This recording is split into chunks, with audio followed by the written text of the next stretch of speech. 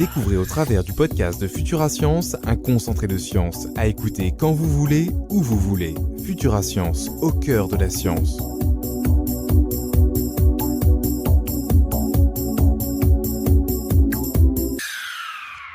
Bonjour. Avant de débuter ce podcast, nous tenons à vous présenter nos excuses pour la non-parution de celui-ci la semaine dernière. Ceci étant dû à un problème d'ordre technique. Voici les actualités du site futurascience.com pour la semaine du 5 au 11 mars. Adobe Photoshop bientôt en ligne et gratuit. C'est une petite bombe que vient d'annoncer Bruce Chizen, le PDG d'Adobe, avec son intention d'offrir gratuitement une version en ligne du logiciel phare de sa firme, Photoshop, d'ici 6 mois environ. Stratégiquement, cette action répond à l'initiative de Google, qui met gracieusement une version en ligne de sa suite bureautique Google Apps. Toutefois, contrainte autant par les problèmes de bande passante liés à toute connexion Internet que pour des raisons commerciales, Adobe n'a pas l'intention d'équiper cette version gratuite de l'ensemble des fonctionnalités de son logiciel. Seules les possibilités les plus utilisées par les amateurs seront présentes, mais la firme espère néanmoins répondre ainsi aux attentes d'un public avide d'images digitales et aussi, aspect non négligeable, réduire le piratage de ses produits. Mais c'est aussi un nouveau défi que relève Adobe. Considéré comme logiciel de référence en matière de traitement d'images, y compris par les professionnels, la version web de Photoshop devra se montrer supérieure aux nombreux services en ligne existants tels Foxto, Picnic, etc. Pour en savoir plus, rendez-vous dans les actualités scientifiques, catégorie high-tech. Bientôt le stockage magnétique des données à l'échelle de l'atome. Les propriétés électriques et magnétiques des matériaux font l'objet de recherches intenses, surtout à cause de leur impact technologique, le cas des semi-conducteurs en étant une illustration frappante. Des chercheurs américains et français viennent de vérifier une prédiction portant sur le phénomène appelé magnétorésistance anisotropique et balistique. Celui-ci pourrait permettre de faire des enregistrements magnétiques presque à l'échelle de l'atome, ce qui révolutionnerait la capacité de stockage magnétique des données. En effet, le principe de l'enregistrement sur support magnétique est en gros le suivant. Tout en appliquant localement un champ magnétique sur un matériau magnétisable, on peut l'aimanter dans une direction. En associant le chiffre 0 ou 1 pour deux directions d'aimantation parallèles, mais de sens opposés, il est donc possible de stocker des informations en binaire. Une tête de lecture adéquate étant alors utilisée pour mesurer le champ magnétique du matériau et restituer la suite d'informations. On comprend donc que plus la zone aimantée constituant une unité d'information est petite, plus la quantité d'informations pour une surface donnée est grande. La limite physique serait alors de la taille de l'atome.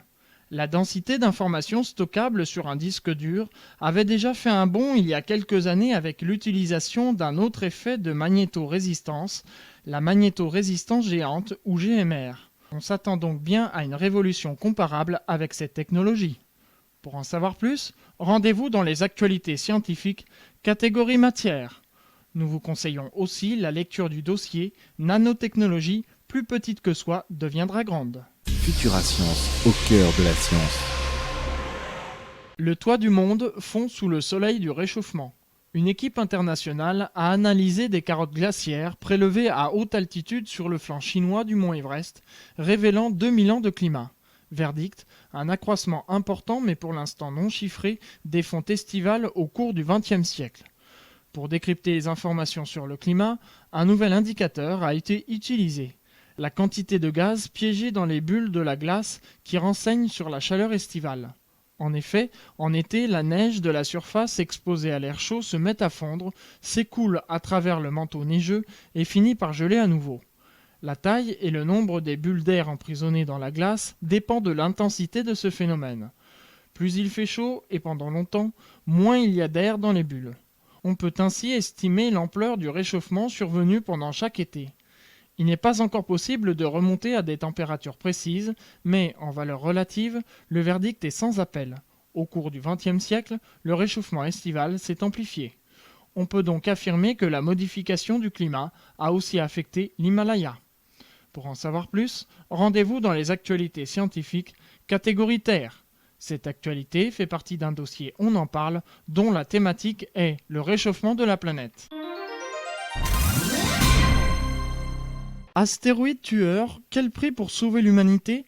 La découverte d'Apophis, cet astéroïde qui croisera la Terre à 30 000 km en 2029, semble avoir provoqué une prise de conscience du danger potentiel représenté par ces objets célestes. Mais prendre conscience d'un risque, c'est bien. Agir serait encore mieux. Mais là, ce n'est pas gagné. Pour détecter les astéroïdes tueurs, deux possibilités existent, qui seraient soit de construire un réseau de télescopes terrestres destinés exclusivement à cette tâche, ce qui représenterait une dépense de 80 millions de dollars, soit de lancer un télescope spatial infrarouge qui pourrait accomplir ce travail plus rapidement et plus efficacement pour un montant de 1,1 milliard de dollars. Mais ces deux possibilités ont été rejetées car jugées trop coûteuses. Cependant, un des astronautes d'Apollo 9 a annoncé que la possibilité existe désormais de dévier un astéroïde potentiellement destructeur de façon à éviter une collision avec la Terre.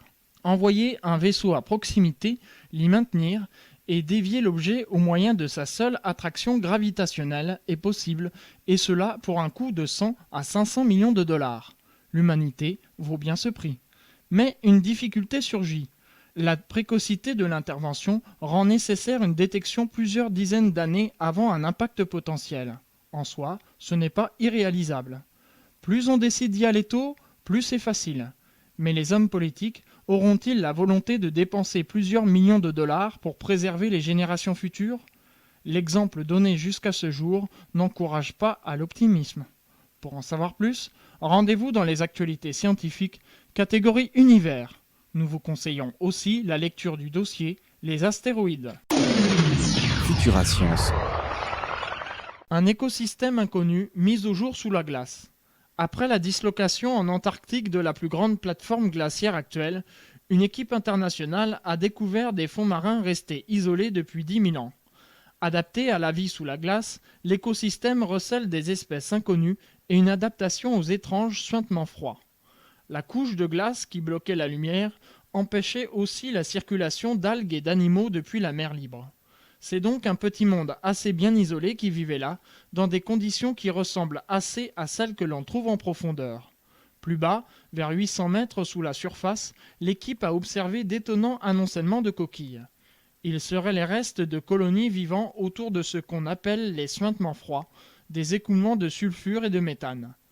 Ces épanchements conduisent à de petits écosystèmes isolés, à la manière des sources chaudes à grande profondeur. Que va devenir cette faune libérée de sa gangue de glace? Plus que probablement, le milieu va être colonisé par d'autres espèces et celles qui s'étaient adaptées à cet environnement très particulier disparaîtront. Les scientifiques espèrent pouvoir observer ce changement d'écosystème. On pourra conclure qu'il s'agit d'une péripétie banale pour la vie qui sans cesse s'adapte à un environnement changeant. Mais ici, on a la certitude que la couverture s'est disloquée à cause du réchauffement du climat, particulièrement élevé ces dernières décennies en Antarctique. Pour en savoir plus, rendez-vous dans les actualités scientifiques, catégorie vie. Les autres faits marquants en bref, le retard dans la conception et le lancement du deuxième satellite expérimental de la constellation Galileo, JOV-B, a conduit l'ESA à passer commande d'un troisième exemplaire. Celui-ci ne sera lancé qu'en cas de défaillance de JOV-A ou JOV-B ou d'échec au lancement de ce dernier.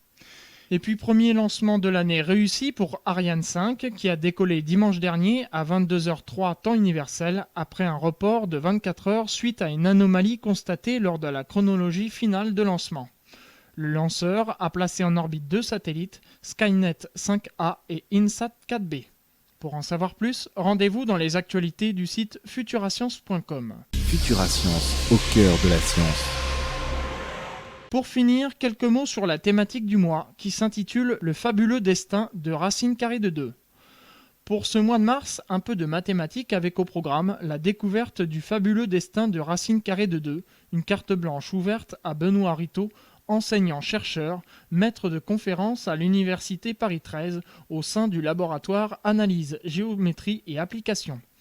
Puis, nous partirons au Pérou où sont connus plus de 1000 sites contenant des peintures ou gravures de l'époque précolombienne, un riche pays en art rupestre. Saviez-vous que les minéraux grandissent et se développent? Les preuves sont si explicites qu'elles permettent de retracer l'histoire de la formation d'un cristal. Un dossier fascinant. Monique Minguet nous parlera également des aires sèches et évoquera la question de la désertification posée à travers les traumatismes engendrés par l'érosion éolienne. Bonne découverte sur Futura Science. C'était le podcast de Futura Science. Prolongez la découverte sur le www.futura-science.com. Futura Science, au cœur de la science.